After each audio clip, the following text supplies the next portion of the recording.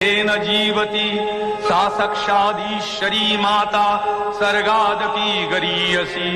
पिता सर्गः पिता धर्मः पिता हि परमं तपः पितरी प्रीतिमापन्ने प्रियन्ते सर्वदेवता। যখনই জাতির জীবনে ঘনিয়ে আসে ছন্ন করে পৃথিবী, তখনই আবির্ভাব ঘটে দুর্গতি নাশিনী দেবী দুর্গার।